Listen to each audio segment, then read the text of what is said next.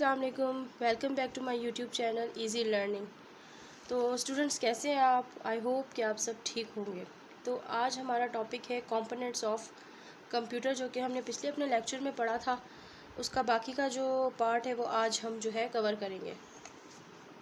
Last हमने जो है वो कंपोनेंट्स ऑफ कंप्यूटर में मैंने आपको बताया था कि दो कंपोनेंट्स के बारे में बताया था, हार्डवेयर और सॉफ्टवेयर के बारे में, जिसमें हमने हार्डवेयर के जो है कुछ टॉपिक्स को कवर किया था, जो कि थे इनपुट डिवाइसेस और आउटपुट डिवाइसेस। अब आज के लेक्चर में जो हमने कवर करना है वो है जी स्टोरेज डिवाइसेस और सीपीयू के बारे में। तो चलिए चलते हैं स्टोरेज डिवाइसेस की तरफ। स्टोरेज डिवाइसेस क्या होती हैं?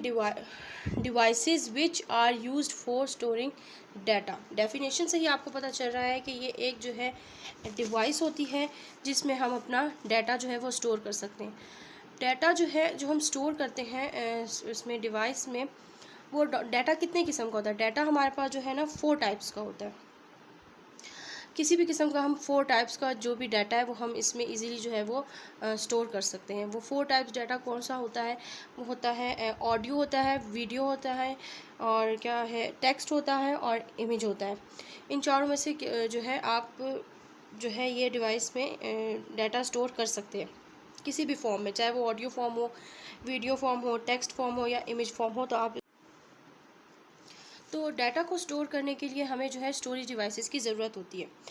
हम जो है डाटा क्यों स्टोर करते हैं? हम डाटा इसलिए स्टोर करते हैं ताकि अगर इन फ्यूचर हमें अपने किसी भी डाटा की ज़रूरत हो तो हम उसको इजीली जो है वो डाटा को इस्तेमाल कर सकते हैं। तो ये हो गया स्टोरेज जो है डिवाइसेस के बारे में। फिर इसमें कुछ जो है आगे इसके जो है ना हम कह सकते हैं कि जी कंपोनेंट्स आ गए। वो ये सारी भी डिवाइसेस ही हैं। वैसे तो डिवाइसेस बहुत सारी हैं, लेकिन इनमें से हम कुछ चंद ऐसी हैं कि जिनके बारे में हम जो है वो पढ़ेंगे। जिसमें सबसे पहले हमारे पास आ जाती है hard disk, SSD, CD, DVD, USB और मेमोरी कार्ड। ये जो है कुछ मेन डिवाइसेस हैं जिनके बारे में हम पढ़ रहे हैं। सबसे पहले हमारे पास आती है हार्ड डिस्क। हार्ड डिस्क क्या है? Hard disk is the permanent storage device in the computer. आपको डेफिनेशन से ही पता चल रहा होगा कि हार्ड डिस्क क्या है, कि कंप्यूटर के अंदर एक परमानेंट स्टोरेज डिवाइस होता है। हमारा जितना भी डाटा होता है वो जो है एचडी के अंदर, मतलब हार्ड डिस्क के अंदर ही जो है ये स्टोर होता है। इवन कि हमारे कंप्यूटर को ऑन करने के लिए भी जो हमारा ऑपरेटिंग सिस्टम होता है वो हार्ड डिस्क के अंदर ही मौजूद होता है। अगर हम कंप्यूटर के अंदर हार्ड डिस्क को ही निकाल देंगे, इस हार्ड डिस्क को ही अगर हम कंप्यूटर से निकाल देंगे तो हमारा कंप्यूटर ऑन तक नहीं होगा।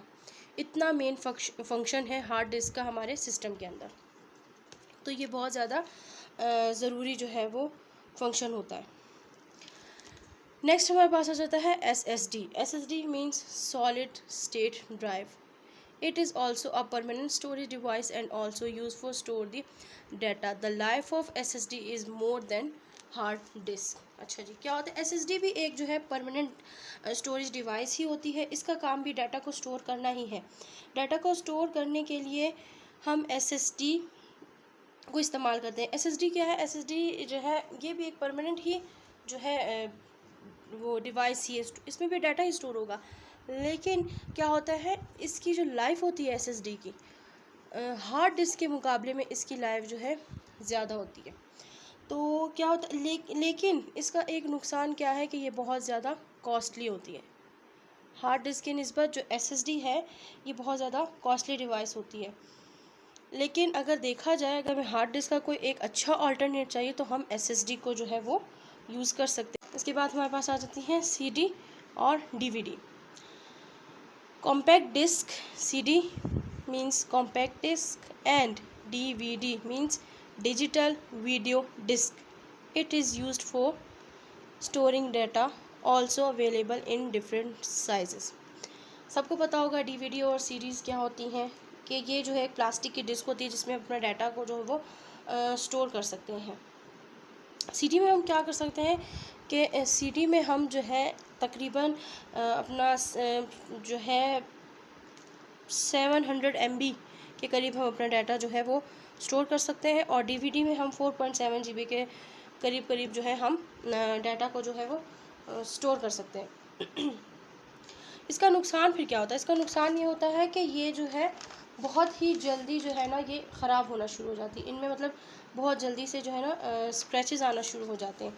तो इसका एक बहुत बड़ा नुकसान ये है कि बहुत जल्दी ही ख़राब हो जाती है। लेकिन आजकल इसके जो है ना काफ़ी बड़े बड़े साइज़ भी अवेलेबल हैं। तो मतलब काम भी इसका यही है, काम भी इसका स्टोरेज ही है, मतलब स्टोर ही करना है इसने डाटा को इसने भी स्टोर ही करना है। नेक्स्ट हमारे पास आ जाता है USB फ्लैश मेमोरी जिसे हम कहते हैं। It is a data storage device. It is typically removable, rewritable and much smaller than an optical disc available in different sizes. USB क्या है? आमतौर पर एक छोटी USB होती है जिसको हम फ्लैश मेमोरी कहते हैं। क्या होती है फ्लैश मेमोरी? क्या होती है? एक छोटी सी USB होती है जिसको हम क्या कहते हैं? फ्लैश मेमोरी कहते हैं। इसमें भी हम अपने डाटा को स्टोर कर सकते हैं और स्टोर के लिए डाटा को जब हम वो डाटा हमने स्टोर कर दिया इसके अंदर, इसका फ़ायदा अब क्या होता है कि हमने जो डाटा इस USB के अंदर स्टोर किया हुआ है हम इसको जो है रीड भी कर सकते हैं। जब USB यूज़ करना स्टार्ट जो है क्या इसका नाम है हुई, तो फिर जो DVD और CDs थी वो आहिस्ता आहिस्ता क्या हुआ कि ख़त्म होना शुरू हो गई। आजकल बहुत कम है कि लोग इसको जो है यूज़ करें। और इसका एक फ़ायदा USB का ये भी है मेमोरी फ्लैश का कि ये बहुत ज़्यादा जो है साइज़ में छोटी होती है, तो आप इसको ईज़िली अपने पॉकेट में भी जो है कैरी कर सकते हैं। और जैसे कि मैंने आपको बताया CD DVD के बारे में, इसका एक नुकसान ये है कि जब हम इसमें डाटा सेव कर लेते हैं CD और DVD में, तो क्या होता है कि हम इसको दोबारा से इसमें कोई भी चेंजिंग नहीं ला सकते। CD DVD के अंदर हम कोई भी चेंजिंग नहीं ला सकते। जो हमने सेव कर दिया बस वो सेव हो गया, उसके बाद आप उसको चेंज नहीं कर सकते, आप उसमें कोई भी नई एडिशन नहीं कर सकते, उसमें से कुछ भी आप डिलीट नहीं कर सकते। जबकि USB में क्या है कि USB में आप जो है वो कर सकते हो, चेंजिंग कर सकते हैं अपनी मर्ज़ी से, कुछ भी आप इसमें जो है चेंजिंग कर सकते हैं, डिलीट कर सकते हैं, कॉपी पेस्ट कर सकते हैं। तो ये इसका जो है एक बहुत अच्छा जो है फ्लैश मेमोरी का फ़ायदा है। और इसका क्या USB का हम और क्या फ़ायदा हो सकता है? ये भी इसका एक जो है मेन मतलब एक अच्छा जो है इसकी एक अच्छी क्वालिटी ये है कि हम लोग जो है ना अपने डाटा को भी इजीली एक सिस्टम से दूसरे सिस्टम में डाटा ट्रांसफ़र कर सकते हैं। फिर हमारे पास आ जाती हैं जी मेमोरी कार्ड। मेमोरी कार्ड को तो तकरीबन सारे ही लोग जानते होंगे, जैसे कि इसका सबको ही पता है मेमोरी कार्ड है क्या। ये होती है स्मॉल फ्लैश ड्राइव होती है, ठीक है। और स्पेशली जो हम यूज़ करते हैं ये हम करते हैं कैमरास में और मोबाइल फ़ोन्स में हम इसका ज़्यादा इस्तेमाल होता है। और ये भी जो है ना डिफरेंट साइज़ में होती है, जैसे 2 GB 4 GB और अप टू 64 GB तक जो है ये अवेलेबल है। इसके बाद हमारे पास जो हार्डवेयर में जो हमारा नेक्स्ट था वो था टॉपिक जो था वो था CPU के बारे में। तो CPU क्या है? CPU stands for central processing unit. It is known as brain of computer. तो ये मैंने पूरा कवर करवा दिया था अपने फर्स्ट लेक्चर में। CPU के बारे में मैंने पूरा डिटेल से आपको बता दिया था। तो अगर इसके बारे में आपने जानना है कि CPU क्या होता है, इसकी पूरी डिटेल अगर जानना चाहते हैं तो आप मेरा फर्स्ट लेक्चर जाके देखें, उसमें मैंने इसके बारे में पूरी डिटेल इसकी आपको दे दी है CPU की। तो ये था आज का हमारा लेक्चर। इंशाल्लाह नेक्स्ट लेक्चर में हम सॉफ्टवेयर्स को देखेंगे और उसको कवर करेंगे। आई होप कि आपको आज का लेक्चर अच्छा लगा होगा और समझ आया होगा। सो स्टूडेंट्स अपना बहुत ख्याल रखिएगा। Thank you. अल्लाह हाफ़िज़।